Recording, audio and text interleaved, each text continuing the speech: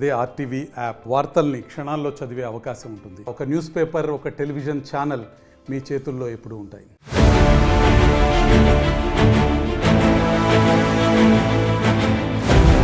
బీర్ల తయారీ కంపెనీలకు సర్కారుకు మధ్య వారధిగా ఉండి ఎలాంటి సమస్య రాకుండా చూడాల్సిన ఎక్సైజ్ శాఖ ఉన్నతాధికారులు ప్రభుత్వానికి చెడ్డ పేరు తీసుకువచ్చారనే చర్చ జరుగుతోంది.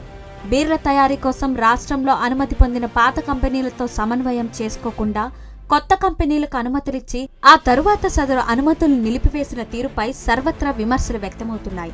మరోవైపు అధికారుల తీరుతో రాష్ట్రంలో బీర్ల కొరత ఏర్పడింది. అన్ని డిపోల్లో కలిపి కనీసం 15 రోజుల స్టాక్ ఉండాల్సి ఉండగా కేవలం 2.5 రోజులకు సరిపడా మాత్రమే నిల్వ ఉంది.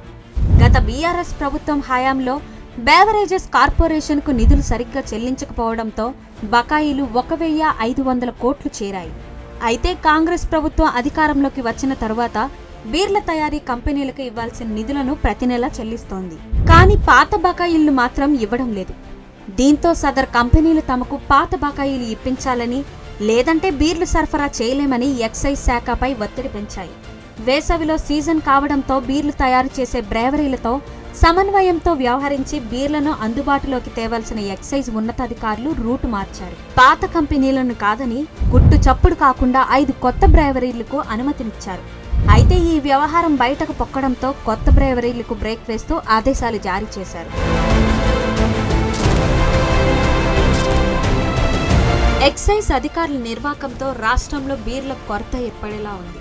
రాష్ట్రంలో యూబీ, అన్హైజర్ బుష్, కాల్స్బర్గ్, లీలా సన్స్ కంపెనీలు అనుమతులు పొంది బీర్లు తయారు చేస్తున్నాయి.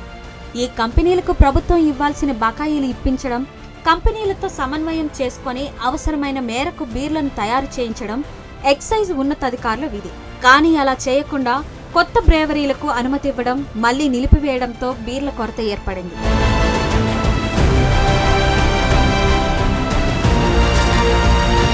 ప్రస్తుతం వర్షాలు ప్రారంభమైన నేపథ్యంలో రోజుకు 1,25,000 కేసుల బీర్లు అవసరమవుతాయని అంచనా. కానీ ప్రస్తుతం రాష్ట్రంలోని అన్ని డిపోల్లో కలిపి 3 లక్షల కేసులు మాత్రమే స్టాక్ ఉందని తెలుస్తోంది. కొత్త బ్రేవరీల పేరుతో అనుమతులిచ్చిన బీర్లలో వుడ్ పెక్కర్, హాంటర్, ఖర్జూరా, బిర్యానీ అనే బ్రాండ్లను ఉత్పత్తి చేస్తున్నాయి. కాగా కొత్తగా అనుమతి ఇచ్చిన కంపెనీల్లో ఒక్కటి కూడా రాష్ట్రంలో ఎక్కువ మంది వినియోగించే బీర్లు తయారు చేసేవి కాకపోవడంతో బీరుబాబులు అవస్థలు పడుతున్నారు.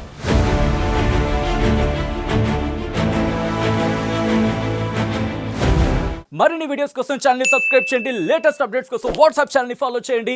అండ్ లింక్ డిస్క్రిప్షన్ లో ఉంది.